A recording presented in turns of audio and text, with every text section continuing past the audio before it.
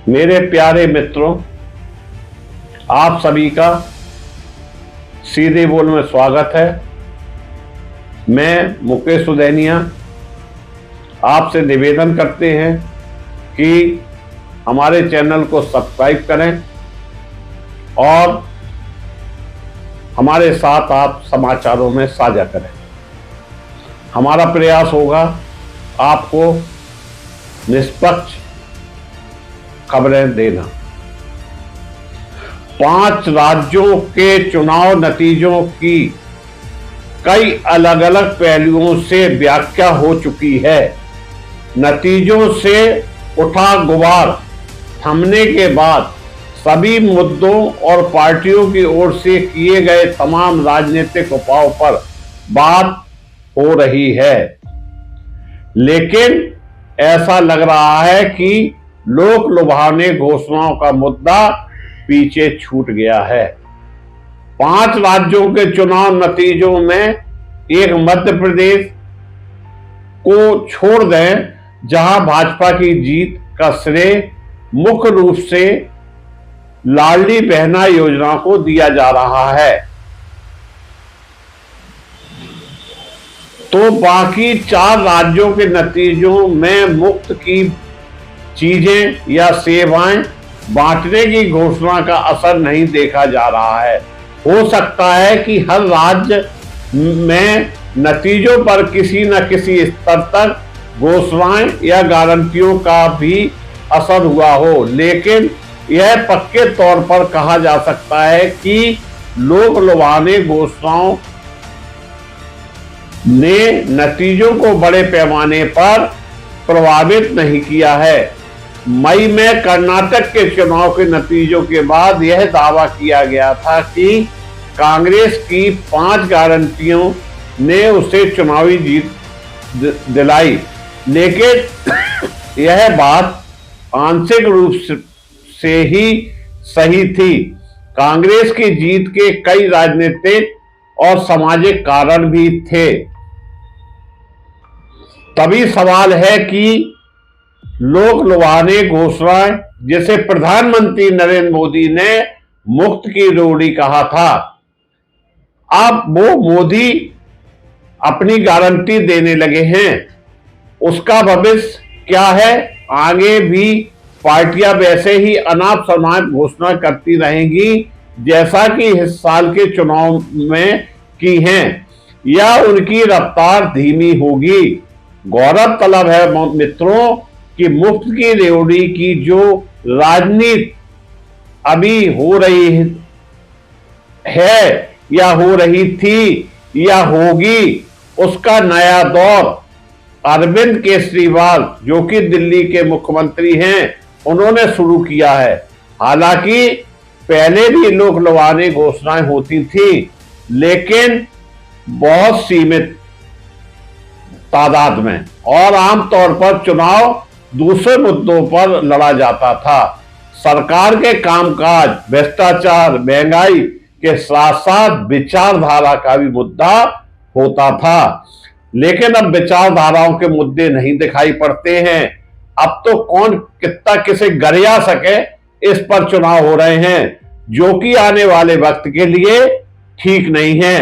लेकिन पिछले कुछ वर्षों से भाजपा विरोधी पार्टियों के लिए बाकी मुद्दे हाशिए पर चले गए हैं और मुफ्त की चीजों की घोषणाएं सबसे मुख्य हो गई हैं।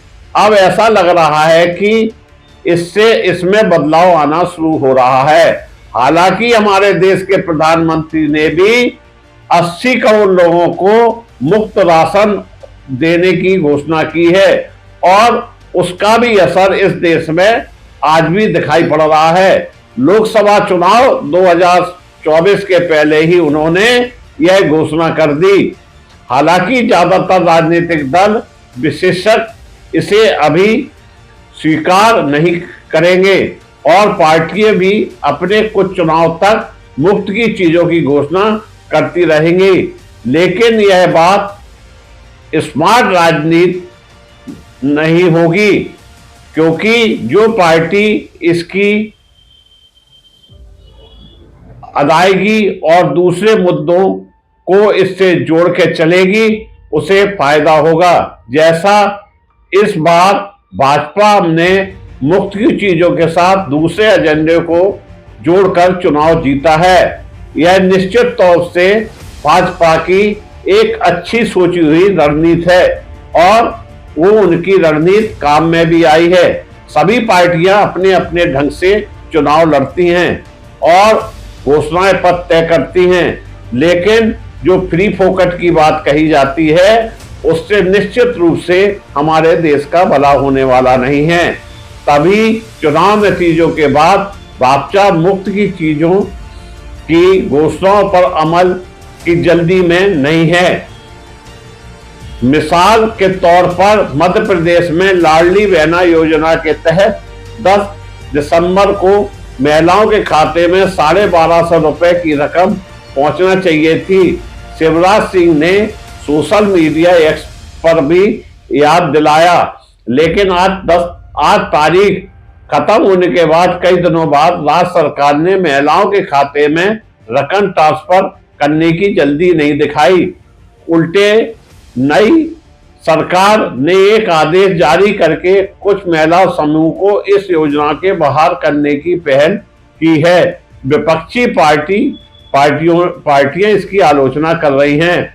दूसरे और राज्यों में सरकार शिवराज सिंह चौहान की ओर से घोषित योजना की बजाय मोदी की गारंटी पर फोकस कर रही है। मोदी ने महिलाओं को सशक्त बनाकर लखपति बनाने, उन्हें आवास देने और सस्ता सिलेंडर देने की गारंटी दी थी। मध्य प्रदेश की भाजपा सरकार सिर्फ इसी की बात कर रही है। हालांकि संभव है कि लाडली बहना योजना चलती रहे, लेकिन रकम बढ़ाकर 3000 प्रति महीना तक ले जाने की कोई संभावना नहीं दिख रही है। इसी तरह जिन 5 राज्यों में पुरानी पेंशन योजना लागू की गई है उसमें सिर्फ इसे आंशिक रूप से लागू किया गया है। हिमाचल प्रदेश में करीब 550 कर्मचारियों को आखिरी दिन वेतन के 50% के बराबर पेंशन देने की घोषणा हुई है। वहां 1000 करोड़ का प्रावधान भी किया गया, लेकिन बाकी 4 राज्यों में इस पर अमल नहीं हुआ है। अब 2 राज्य राजस्थान और छत्तीसगढ़ में सरकार भी बदल गई है। इन दोनों राज्यों में पुरानी पेंशन योजना लागू होने पर संशय के बादल मड़मड़ा रहे हैं। वैसे कांग्रेस की सरकार ने भी इसे लागू नहीं किया था। छत्तीसगढ़ की पिछली कांग्रेस सरकार का दावा था कि राज्य के कर्मचारियों का 17,000 करोड़ रुपया से ज्यादा PFRDA के माध्यम से NSDL में जमा है, यह लौटाया जाए तभी पुरानी पेंशन शुरू होगी। राजस्थान सरकार का कहना था कि NPS के तहत पेंशन पा रहे कर्मचारियों ने सेवा काल में NPS से जो पैसे निकाले हैं उसे लौटाएं तभी पुरानी पेंशन शुरू होगी।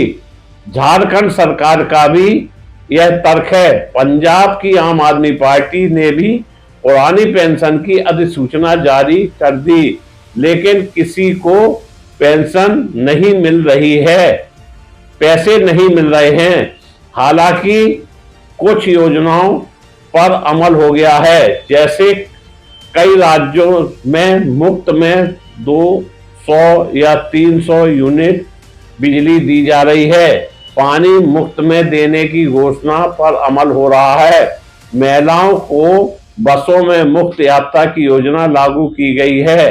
कांग्रेस और आम आदमी पार्टी की सरकारों ने महिलाओं के खाते में पैसे डालने भी शुरू कर दिए हैं, लेकिन इस तरह की योजनाओं के बगैर भी भाजपा की जीत ने विपक्ष को भी सोचने पर मजबूर किया है।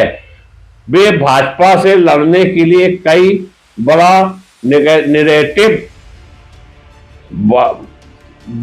खड़ा करें या मुफ्त की चीजों और सेवाओं की घोषणाओं पर निर्भय होकर चुनाव लड़ें। उन्हें मुफ्त की चीजों की घोषणाओं के साथ साथ देश राज्य की आर्थिक सेहत के बारे में भी लोगों को बताना होगा, क्योंकि भाजपा यह मुद्दा बना रही है कि मुफ्त की रेवड़ी की वजह से राज्यों की आर्थिक सेहत खराब हो रही है। विपक्ष के नेता आधे अधूरे तरीके से बताते हैं कि केंद्र की नरेंद्र मोदी सरकार ने बड़े कारोबारियों को 10 लाख करोड़ रुपए का कर्जा माफ किया है और कॉर्पोरेट टैक्स में कटौती की है, जिससे बड़े उद्योगपतियों और कारोबारियों को लाखों करोड़ों रुपए का फायदा हुआ है।